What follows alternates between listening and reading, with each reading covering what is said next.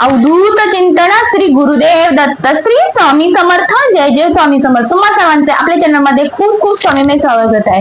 येणाऱ्या पौर्णिमेला आपण करायचे तोडगे बघा। तुमच्या घरात जर बरेचसे प्रश्न आहेत, बरेचसे तुम्ही करत आहात, पण आपल्याला माहित नसतं आपल्या मागच्या जन्माच्या कर्मामुळे आपल्याला ह्या सेवेने नाही त्या सेवेने तरी मिळत असते। तर बघा आपल्याकडून काय चुकतंय, काय होतंय हे नक्की आपल्याला कळायला पाहिजे। म्हणून आपण प्रत्येक येणाऱ्या मार्गात सेवा ही केलीच पाहिजे।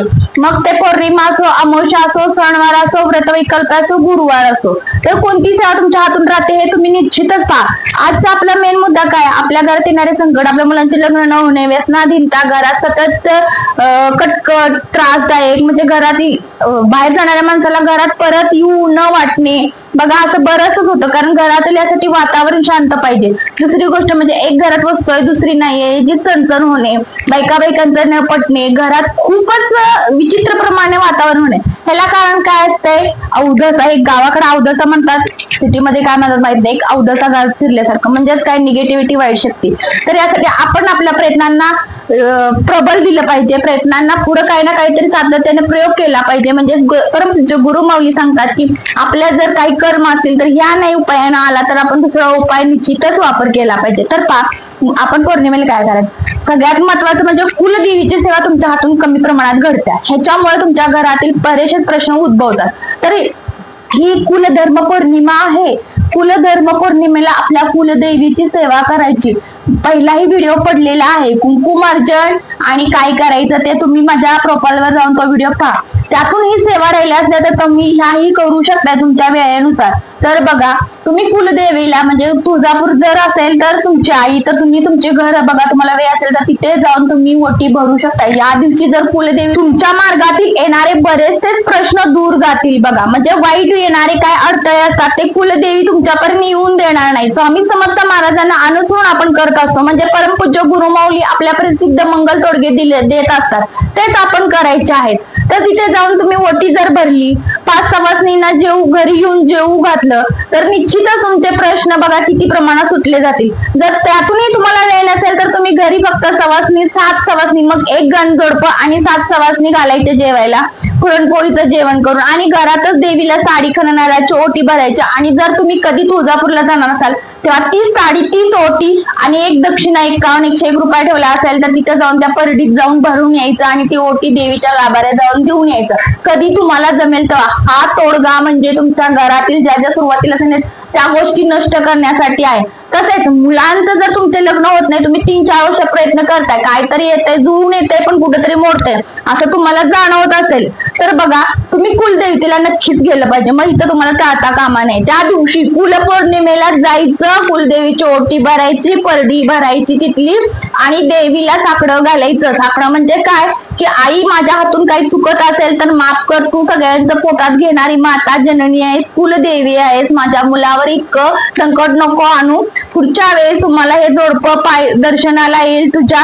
बघा तुमच्या मुलांचा लिंब आई कशी इतका हलका करते की तुमच्या मुलाचं येत्या महिन्यातच लग्न पार पडेल। परंतु आपण काही या गोष्टीवर विश्वास ठेवत नाही, कुठेतरी तुम्ही अडकला असाल तर आपल्या स्वामी मार्गात येऊन विश्वास ठेवा, बरेचसे प्रश्न सुटले जातात।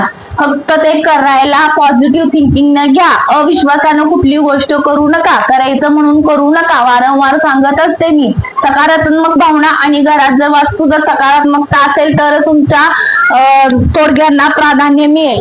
तर झाले कुलदेवीसाठी।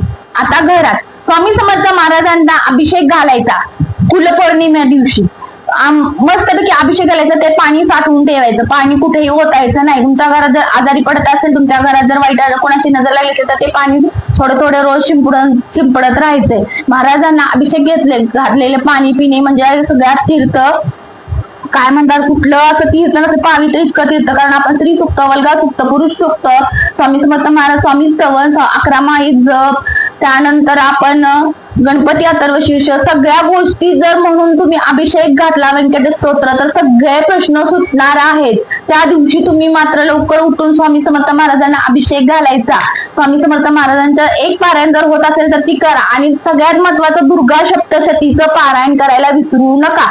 पौर्णिमेला सत्यनारायण तर घालायचाच आहे. सत्यनारायण घालायचा, संध्याकाळी दिवसभर उपवास, सकाळी दुर्गा सप्तशतीचं एक पाठ म्हणजे संपूर्ण पारायण, संध्याकाळी सत्यनारायण, झोपताना व्यंकटेश स्तोत्र, विष्णू नामावली इतकी सेवा तुम्ही जर कराल तर तुमच्या घरातील आर्थिक प्रश्न, कर्जबाजारीचा प्रश्न, कुलदेवीच्या सेवेने मुलांच्या लग्नाचा प्रश्न, घरातील कटकट, वातावरणाचा भंग झालेल्या या सगळ्या गोष्टीपासून तुम्हाला निश्चितच आराम मिळेल आणि सगळ्या गोष्टी तुमच्या मनासारख्या होऊन जातील. तुम्हाला जर आपले व्हिडिओ आवडत असतील तर निश्चितच लाईक करा, शेअर करा, कमेंट करा. सगळ्यात तुमचं काय प्रश्न असतील तेही कमेंटद्वारे विचारत जावा. आपल्या चॅनलला शेअर करायला विसरू नका, जेणेकरून घरोघरी स्वामी समर्थ महाराजांचे परमपूज्य गुरु माऊलींचे तोडगे सुटले गेले पाहिजेत आणि ते करता करता प्रत्येकाचा जर प्रश्न सुटले तर तुम्हालाही पुण्य मिळून जाईल. स्वामी समर्थ गुरु माऊली बघा काय म्हणतात, घर बसलेल्या सेवा स्वामी समर्थ महाराजांना आवडत नाही तितक्या सामाजिक कार्याच्या सेवा स्वामी महाराजांना भावल्या जातात. हे समाज सेवेचे कार्य आहे असे समजून तुम्ही केले तर निश्चितच स्वामी महाराज तुमच्या लवकर इच्छा पूर्ण करू. झालेली सेवा महाराजांच्या चरणी अर्पण करते. आजचा आपला व्हिडिओ इथंच होते. अवधूत चिंतन श्री